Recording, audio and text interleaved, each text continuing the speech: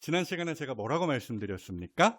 비록 아간의 범죄로 말미암아 이스라엘이 잠시 괴로움을 당하였지만 그럼에도 불구하고 하나님은 그 이스라엘 백성을 선하게 인도하신다라고 말씀을 드렸습니다. 뿐만이 아니었죠.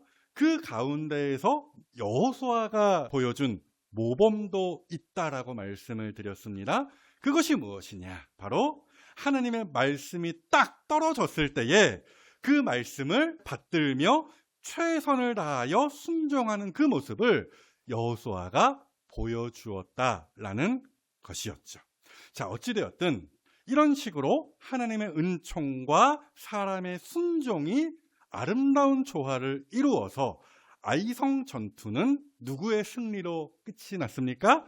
이스라엘의 승리로 끝이 났죠. 그리고 이어지는 이야기가 오늘 본문에 있는데요.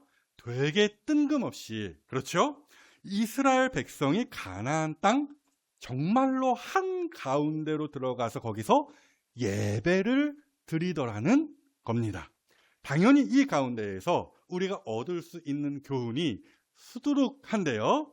그래서요, 본문 가운데에서 우리가 얻을 수 있는 첫 번째 교훈, 이것입니다. 한번 따라해 보십시오. 믿음으로 선한 길을 가라. 다 같이요. 믿음으로 선한 길을 가라. 자, 아이성을 정복한 후 여호수아와 이스라엘은 곧장 어디로 향했다고요? 에발산이라는 곳으로 향했다라는 거예요. 아이성에서 한 30km 정도 떨어진 거리인데요. 멀다면 멀고 가깝다면 가까운 거리입니다. 어쨌든 이것은 매우 과감한 행동이었죠. 생각을 해보십시오. 지금 이스라엘은 말 그대로 어디에 있어요? 가나안 땅에 들어가 있지 않습니까? 적의 진영 한가운데 있는 거예요. 사방팔방 적군으로 둘러싸여 있는 그 지경 가운데 있는 거예요. 근데도 아이성에서 에발산까지, 그리고 그 에발산에서 다시 길갈로 돌아왔다고 하거든요. 그 왕복 거리가 70km입니다. 그 먼 길을 굳이 왔다 갔다 했다라는 거예요. 왜요? 왜 그 모험을 이 이스라엘 백성들이 행하였던 것입니까? 하나님께서 애진작에 에발산으로 가라 명령하셨기 때문입니다. 자, 아직 모세가 이스라엘의 지도자로 있을 때 일인데요. 하나님께서 모세를 통하여 이스라엘 백성에게 미리 명령하셨던 것이 이것이었어요. 하나님께서 모세에게 명령하시기를, 야, 모세야, 나중에 너희가 말이야, 저 가나안 땅에 들어가게 되면 에발산으로 가서 거기서 온 백성에게 율법을 선포하고 가르치렴, 이런 명령을 신명기 여러 군데에서 말씀하셨어요. 한 말씀 보실까요? 신명기서 11장 말씀입니다. 내 하나님 여호와께서 내가 가서 차지할 땅으로 너를 인도하여 들이실 때에 너는 그리심 산에서 축복을 선포하고 에발산에서 저주를 선포하라. 그리심산이라는 지명이 여기 또 나오는데요. 에발산 바로 앞에 그리심산이 있습니다. 그리고 그 사이에는 세겜이라는 동네가 있죠. 그러니까 어찌되었든 여호수아와 이스라엘 백성은 바로 저 하나님의 명령의 말씀을 붙들고서 에발산까지 꾸역꾸역 간 것이다. 이 말씀을 드린 거예요. 아까 말씀드렸죠? 에발산 있고 그리심산 있고 그 사이에 세겜이라는 동네가 있는데요. 여담입니다마는 아마도 그 주변 땅 전체는 비어있는 땅이 아니었을까 합니다. 저 뒤에 여호수아서 12장에 보시면은 이스라엘 백성이 정복한 땅의 목록이 쫙 하고 나오거든요. 근데 거기에 가만 보시면 세겜이라는 지명이 나와 있지 않아요. 세겜이라는 동네에 대한 언급이 아예 없다라는 것이죠. 그러니까 진짜로 이 세겜이라는 곳은 당시에 버려진 곳, 사람이 전혀 살지 않는 곳이었을 가능성이 매우 높아요. 그 전에는 사람들이 살았거든요. 그 후에도 사람들이 살았어요. 근데 딱 이때 사람이 이곳에 거주하지 않았다더라는 그 이야기예요. 아무튼지 간에 이곳 세겜이라는 동네는 이스라엘에게 나름 의미가 있는 동네예요. 이스라엘의 시조라고 하죠. 맨 처음 조상이라고 할 수 있는 누구? 아브라함. 그렇죠? 아브라함이 저 먼 바벨론 땅에서 갈대 우르에서 하나님의 명령을 따라 여기 가나안 땅까지 왔어요. 그게 창세기 11장 12장 그 어간에 있습니다. 그 아브라함이 가나안 땅에 딱 하고 들어왔을 때 처음으로 제단을 쌓고 하나님께 예배를 드렸던 곳, 거기가 어디였겠어요? 바로 이곳 세겜이었다라는 거예요.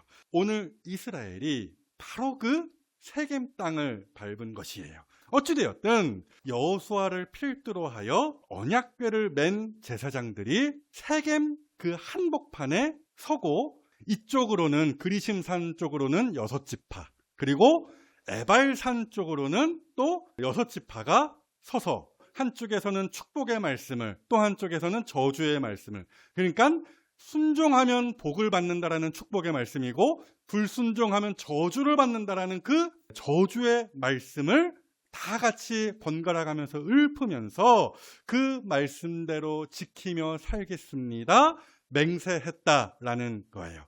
이로써 이스라엘은 이 가나안 땅에서 어떤 기준과 어떤 정체성을 가지고 살아가야 할 것인지를 확인하고 다짐했던 것입니다. 자, 좋습니다. 이 부분에 대해서는 이따 더 말씀드릴 것이고요. 아무튼지 간에 보십시오. 참 대단한 깡이다. 저는 이렇게 말씀을 드리고 싶어요. 우선이요. 그 정도로 용감했다라는 거예요. 이스라엘 백성이요. 이 정도로 비유하면은 괜찮을 것 같은데요. 막 전쟁이 났어요. 북한이 쳐들어왔어요. 그렇게 미사일 떨어지고 요즘엔 드론 같은 걸로 막 폭격하지 않습니까? 막 카메라로 보면서 사람이 있는 거 딱 포착을 해가지고 거기에 폭탄을 딱 쏜다지 않습니까? 하여튼 최첨단의 어떤 무기들이 막 판을 치고 있어요. 지금 현재. 그런데도 우리 파랑교회 성도들이 전쟁 한가운데 모여서 예배하는 그러한 그림 한번 그려보십시오. 상상해 보십시오. 누가 그렇게 여기저기서 터지는 환경에서 막 예배 드리는데 옆에 보니까 없어! 아까까지 있었는데 사라졌어! 누가 그런 지경 가운데에서 평안히 예배를 드릴 수 있겠습니까? 마찬가지예요. 이스라엘 백성이요, 아무리 여리고성과 아이성을 정복했다 할지라도 가나안 땅의 극히 일부를 차지한 거예요. 근데도 겁없이 사방이 적군으로 둘러싸여 있는 이 지경 가운데에서 가나안 땅으로 더욱 깊숙이 들어가서, 아까 말씀드렸어요. 에발산은 진짜로 그 가나안 땅 지경의 정중앙이에요. 한가운데예요. 거기로 들어가서 무방비 상태로 예배를 드린다? 이거는 보통 용기로, 보통 깡으로, 조금 더 신앙적으로 말씀드릴까요? 보통 믿음으로 할 수 없는 일이죠. 그런데 말입니다. 잘 들으세요? 이스라엘 백성은 이전에도 그렇게 깡을 부린 적이 있어요. 믿음으로 행한 적이 있더라는 거예요. 적군을 눈앞에 두고서 말입니다. 기억하십니까? 이스라엘 백성들이 요단강을 건넌 직후 뭘 했습니까? 하나님의 명령을 따라 할례를 행하였습니다. 할례가 뭡니까?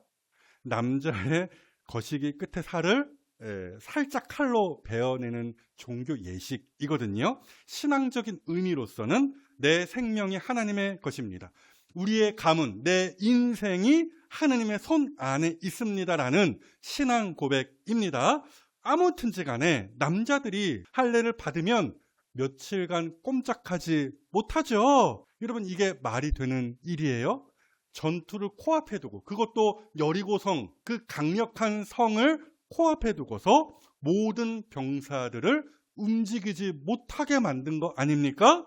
근데도 당시 이스라엘 백성들은 그 일을 용감하게 깡 좋게 행하였다라는 거예요. 뭘 믿고서?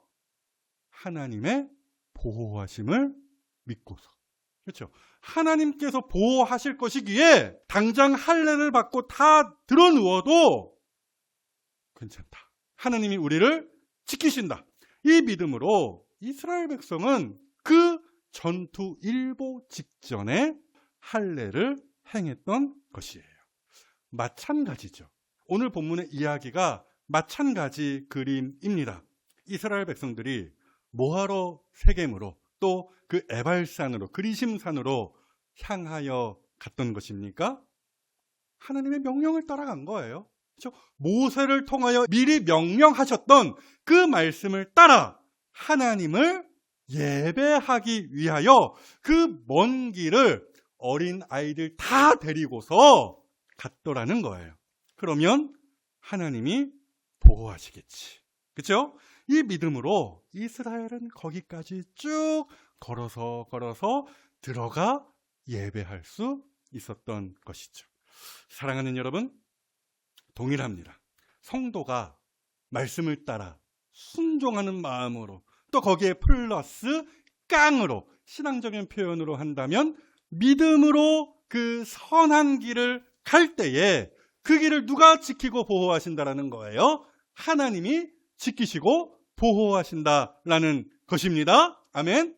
이와 같은 일이 이스라엘의 직계 조상이라고 할 수 있는 야곱에게도 있었죠. 아브라함의 손자입니다. 여차하여 외삼촌 라반의 집에서 가나안 땅으로 되돌아온 야곱이 원래는 어디까지 갔어야 하느냐? 베델이라는 곳까지 쭉 올라갔어야만 했습니다. 야곱이 가나안 땅에서 쫓겨나다시피 하여 외삼촌 라반의 집으로 갈 때에 야곱이 그 베델이라는 곳에서 하나님께 약속한 것이 있어요.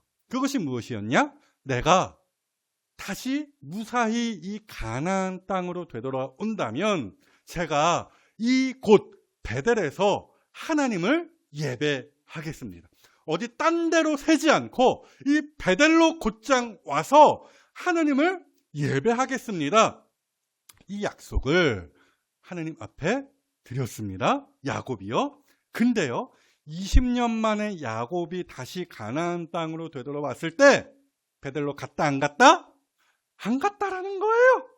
올라가지 않고 베델로 올라가는 것처럼 보였지만 그 길 중간에 있는 이곳 세겜, 이 세겜에 눌러 앉았죠. 그러다가 여차하여 또 세겜 사람들이랑 싸움이 붙었어요. 그래서 야곱의 가족들이 죽게 될 판이 된 것이죠. 이때 야곱이 참 감사하게도 이 고난 가운데에서, 환난 가운데에서 정신을 바짝 차렸어요. 그 옛 약속, 하나님과 맺었던 베델로 올라가서 예배하겠습니다라는 그 약속의 기억을 다시 떠올리며 베델로 올라가자 했던 것이죠. 여러분, 이 결정이 쉽지 않은 결정이었어요. 왜요? 섣불리 세겜에서 움직이며 발을 뗐다가 그 원수, 철천지 원수가 된 그 세겜 사람들의 표적이 될 수 있었거든요. 그럼에도 야곱은 참으로 깡좋게 베델로 그 믿음의 길을 가기 시작했던 것이죠. 그리고 바로 그때 누가 그 선한 길을 가는, 그 믿음의 길을 가는 야곱의 뒤를 봐주십니까? 하나님이죠. 하나님이 그 야곱을 지키시고 보호하셨어요. 창세기 35장 말씀이죠. 그들이 그 세겜에서 떠났으나, 야곱의 가족들이 대이동을 시작한 거예요. 떠났으나 하나님이 그 사면 고을로 크게 두려워하게 하셨으므로 야곱의 아들들을 추격하는 자가 없었더라. 하나님이 이렇게 모든 사람들의 마음을 주관하시면서 야곱의 가족들을, 그 믿음의 길 떠나는 야곱의 가족들을 지키시고 보호하셨다라는 것이죠. 여러분, 오늘날도 동일합니다. 하나님께서 믿음으로 선한 길을 가는 그 성도를 지키시고 보호하십니다. 성도가 하나님을 위하여 선한 마음을 품었을 때, 하나님을 위하여 선한 마음을 품었을 때 하나님께서 놀랍게도 그 앞에 길을 활짝 내시는 거예요. 그러니 벌벌거리지 마시고 당당하게 오늘 그 믿음의 한 걸음을 떼시라는 것이죠. 결국 우리는 그 길 끝에서 비록 거기에는 캄캄한 밤도 있고 험한 길도 있고 하여튼 여러 환난이 있을 수 있지만 그 길 끝에서 우리는 결국 인정하고 고백하겠죠. 하나님이 길을 내셨습니다. 하나님이 나를 여기까지 인도하셨습니다. 라고요. 여러분 이거를 찬송가로도 표현할 수 있습니다. 아주 유명한 찬송이죠. 영영 부를 나의 찬송. 누가 인도하셨네? 예수 인도하셨네. 다 같이요. 영영 부를 나의 찬송. 예수 인도하셨네. 아멘. 그래서 바라기로는 이 보호하심과 인도하심의 은혜가 오늘 믿음으로 한 걸음을 내딛는 여러분들의 인생에 충만하시기를 내 우편의 그늘이 되시는 참좋으신 예수님의 이름으로 축복합니다. 여기에서 한 걸음 더 나아가서 오늘 본문이 우리에게 주는 두 번째 교훈, 그것은 또 무엇이냐? 한 번 더 따라해 보십시오. 하나님의 영광을 위하여 다 함께 아름다운 일을 행하라. 네, 말이 좀 길죠? 왜요? 할 말이 무지하게 많다라는 뜻이겠죠? 어쨌든 짧게 제가 줄여보았는데요. 보십시오. 여호수아와 이스라엘 백성이 그렇게 산 넘고 물 건너 모터보트 타고서, 모터보트를 실제로 탄 건 아닙니다. 어찌되었든 그렇게 에발산이 있는 이 세겜이라는 마을에 도착을 했습니다.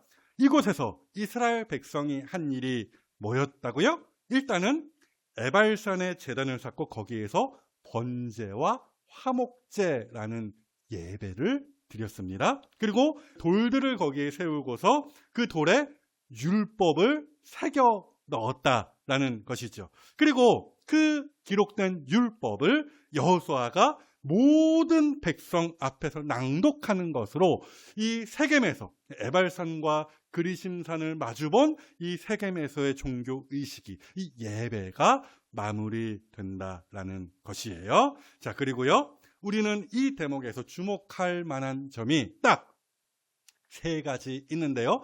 더 많이 있습니다만은 제가 그냥 꾸역꾸역 세 가지로 축약을 해 보았습니다. 그것이 무엇이냐? 우선 이 모든 일은 하나님의 영광을 위한 일이었다라는 사실이에요. 본문 30절 보시죠. 그때에 여호수아가 이스라엘의 하나님 여호와를 위하여, 하나님을 위하여 에발산에 한 제단을 쌓았다더라는 거예요. 자, 우리가요, 신앙생활 하면서 저렇게 제단을 쌓고 예배도 하고 기도할 때 누구를 위하여, 무엇을 위하여 하는가? 잘 돌아보세요. 자기 자신을 위하여 그렇게 예배하고 기도하고 신앙생활 할 때가 무지하게 많을 것입니다. 예를 한번 들어볼까요? 대학 수학 능력 시험 전에는 새벽마다 교회가 미어 터집니다. 수험생을 둔 부모님들이 날마다 저렇게 에발산에 제단을 쌓은 것처럼 기도의 제단을 쌓아 올립니다. 수능 당일 날에는 더합니다. 금식하면서 대부분의 학부모들이 기도합니다. 또 어떤 교회는 그 수능 시험 시간에 맞춰서 기도합니다. 1교시 기도 이렇게 하고 화장실 가고 쉰 다음에 2교시 기도. 좋습니다. 좋아요. 그렇게라도 기도하면 뭔가 하나님께서 길을 보이시고 깨달음을 주시겠죠. 참 좋은 일입니다. 그런데 말입니다, 그 모든 열심이 하나님을 위한 것이 아니라 자기 자신과 자기 자식을 위한 것이었음이 어디에서 드러나요? 수능 직후 혹은 합격 직후에 홀라당 드러나 버리죠. 그래서 수능 끝나면 혹은 합격하면 더 이상 기도하지 않고 그 기도의 제단, 그 예배의 제단을 쌓지 않습니다. 그냥 다 허물어뜨려 버리곤 하는 것이죠. 그런 말 있지 않습니까? 화장실 들어갈 때와 나올 때가 다르다. 이런 면에서, 그렇죠?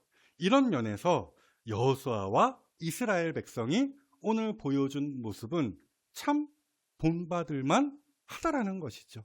성경이 저렇게 딱 증언하고 있지 않습니까? 그들이 자기의 영광과 유익, 이익을 구하지 아니하고 오로지 하나님의 영광을 위하여 예배했다더라는 거 아니에요? 그래서 저렇게 목숨 걸고 오로지 하나님을 위한 것이기에 가나안 땅 한복판까지 꾸역꾸역 들어가서 예배의 제단을 쌓고 거기서 예배를 드렸던 것이겠죠. 이 얼마나 순도 높은 신앙이냐라는 말씀입니다. 여러분 보십시오. 이 말씀 앞에서 우리가 스스로를 한번 점검해 볼 수 있어야 합니다. 예배를 드리고 말씀을 보고 기도하는 나의 모든 신앙생활이 과연 누구를 위한 것인가 들여다볼 수 있어야 한다라는 것이에요. 솔직히 그렇게 이야기할 수 있어요. 난 잘 모르겠는데요. 뭐 이렇게 잘 모르겠다라고 그렇게 고백할 수 있죠. 그렇지 않습니까? 말로는 우리가 다 하나님의 영광을 위하여 기도하고 예배하고 신앙생활하고 산다라고 하겠지만 진짜로 그런가? 잘 스스로 모를 때가 많이 있다라는 이야기죠. 그런데 말입니다. 그게 밝히 드러날 순간은 분명히 있다라고 봅니다. 아마도 그때는 성공했을 때가 아닐까. 저는 그렇게 생각을 해봅니다. 자기를 위하여 복을 구했던 사람은 그 성공에 대한 목표가 짠하고 이루어졌을 때 예배의 제단을 허물어버리죠. 하나님을 떠납니다. 뭐 이건 실패에도 마찬가지일 것 같아요. 나 시험에 들었어 뿌잉뿌잉 뭐 이러면서 하나님을 그냥 떠나버리곤 한다는 것이죠. 반면에 신실하게 하나님을 위하여, 뭘 위하여? 오로지 하나님을 위하여 복을 구한 사람은 성공하든 실패하든 변함없어요. 동일하게 하나님을 찾고 따르겠죠. 뭐 세상이 뒤집히고 사업이 망하고 원하는 대학을 가지 못했다 할지라도 저주하는 거 아닙니다. 그는 여전히 하나님을 예배하고 하나님을 위하여 기도하는 그 신앙생활의 열심을 허물어뜨리지 않을 것이에요. 자, 그래서 어떠십니까? 나는 뭘 바라며 누구를 위하여 기도하고 예배하며 신앙생활 하십니까?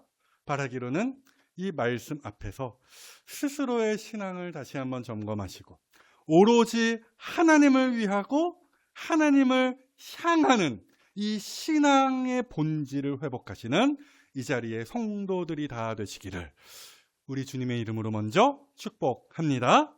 뿐만이 아니에요. 끝으로 보십시오. 아이들, 여자들, 그리고 거기에 함께 있었던 거류민들, 즉 이방인들이 모두가 한 사람도 빠짐없이 야, 너는 자격이 되지 않아. 너는 이 자리에 참여할 수 없어. 이러지 않고 한 사람도 빠짐없이 모두가 이 예배에 참여하고 있다는 점. 이것도 오늘 본문 가운데에서 우리가 주목해 볼 만한 이야기입니다. 보시죠. 34절 이하입니다. 그 후에 여호수아가 율법책에 기록된 모든 것대로 축복과 저주하는 율법의 모든 말씀을 낭독하였으니 그 다음 보세요. 모세가 명령한 것은 여호수아가 이스라엘 온 회중과 여자들과 아이들과 그들 중에 동행하는 거류민들 앞에서 낭독하지 아니한 말이 하나도 없었다더라는 이야기죠. 자, 보십시오. 당시로서 여자들, 아이들, 사람 숫자 세는데 포함되지 않을 정도로 뭐예요? 우리식으로 이야기하면 찬밥 신세들이었습니다. 그런데도 보십시오. 여자들, 아이들 저기에 떡하니 한 자리 차지하고 있지 않습니까? 뿐만이 아니죠.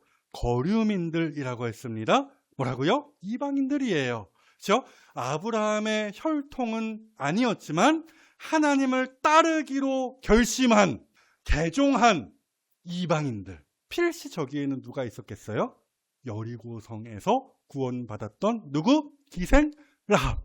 라합과 그 가족들. 당연히 저기에 포함되어 있었겠죠. 아무튼 간에 보십시오. 이처럼 성별과 나이, 출신과 민족을 다 뛰어넘어서 뭐예요? 하나님의 자녀들이 예배를 통하여 하나 되어 있는 모습을 우리가 저 장면 가운데에서 확인하더라는 거예요. 이것이 얼마나 하나님 보시기에 아름답고 보기 좋은 모습이었을까? 제가 말씀드리는 것입니다. 사랑하는 여러분, 저것이 오늘날 우리가 추구해야 할 교회의 모습이에요. 남자만, 장로님들만, 그렇죠? 교회에서 특별 대우받고, 아이고 목사님 이쪽으로 오세요. 뭐 어디 잔치자리, 뭐 하여튼 식사자리 가면은 항상 목사들이, 장로들이 상석에 앉곤 하지 않습니까? 그리고서 여자들과 아이들은 교회에서 찬밥 대우를 받는다? 절대로 하나님 보시기에 보기 좋은 모습 아니다라는 말씀이고요. 부자라고 해서 대우를 받고 가난하다고 해서 또 이렇게 차별받는 그런 모습, 교회에서 그런 거 너무 심해요. 그런 모습이요, 결코 아름답지 않은 모습이에요. 아름답고 아름답지 않고를 떠나서 이것은 하나님께서 매우 싫어하시는 일입니다. 저 말씀 보십시오. 야고보서 2장 말씀이죠.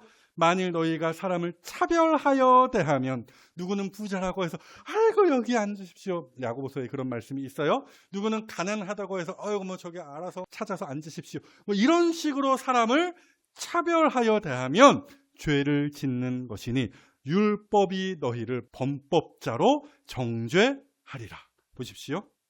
성경은 이처럼 초지일관, 예수를 믿는 신앙 안에서 모든 백성이, 여자나 아이나 이방인이나 뭐 어떤 사람이나 다 하나임을 가르칩니다.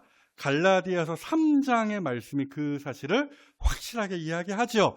너희는 유대인이나 헬라인이나 종이나 자유인이나 남자나 여자나 다 그리스도 예수 안에서 하나이니라. 아멘. 바로 그 아름다운 교회의 모습을 여호수아서가 이 대목에서 우리에게 보여주더라는 거예요. 하나 되어서 아름답게 예배하는 그 장면을 여호수아서, 저 멀고 먼 구약 성경으로부터 이미 우리에게 보여준다라는 이야기죠. 뿐만이 아니에요. 이게 끝이 아닙니다. 우리는 여기에서 더 큰 그림을 그려볼 수 있어요.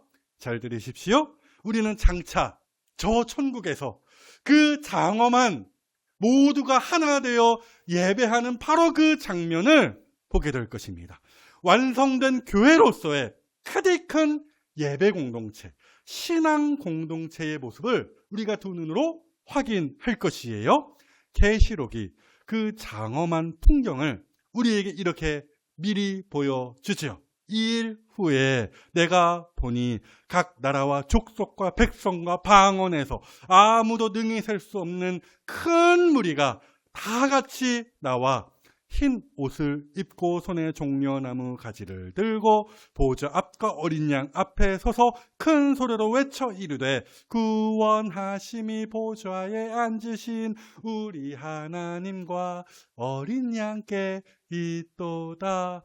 찬양하며 예배하는 모습을 보여줄 것이라는 말씀이죠. 사랑하는 여러분, 보십시오. 지금 우리는 그 사이에 끼어 있습니다. 그죠? 여호수아서를 통하여 교회의 아름다운 모습을 넌지시 보며 또 장차 완성될 교회를 내다보는 이 자리에 오늘 우리가 있는 것이죠. 그래서요, 오늘 우리가 이 현생을 살면서 힘써 감당해야 할 하나님의 영광을 위하여 또 하나된 교회를 위하여 힘써 감당해야 할 일이 무엇일까요? 그 이야기가 에베소서 4장에 저렇게 잘 나와 있습니다. 우리 다 같이 한번 읽고 설교를 마무리합시다. 시작. 모든 겸손과 온유로 하고 오래 참음으로 사랑 가운데에서 서로 용납하고 평안에 매는 줄로 성령이 하나 되게 하신 것을 힘써 지키라. 아멘.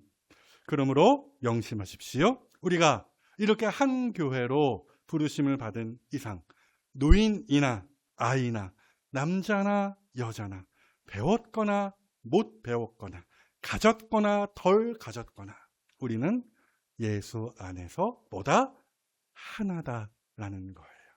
한 하나님을 섬기는 하나의 예배 공동체다라는 말씀이죠. 그러니 서로 아끼고 사랑함이 마땅합니다. 행여나 차별이 있으면 된다 안 된다? 안 된다라는 거예요. 혹시나 차별한다면 어떻게 되겠어요? 하나님이 그렇게 말씀하시겠죠. 가만 안 두겠어 뭐 이런 거요. 옛날에 조혜련이 했던 유행어죠. 가만 안 두겠어. 이렇게 하나님께서 그를 범법자로 정죄하실 수 있겠습니다. 그래서 말하기로는 여기 얼마 되지 않은 숫자더라도 주님 보시기에 참 좋은 예배 공동체를 이 땅에서 만들어 가시며 주님 다시 오실 때까지 아름답게 예배하시는 우리 파랑교회 성도들이 다 되어 주시기를 우리로 하나로 부르신 예수님의 이름으로 축복합니다.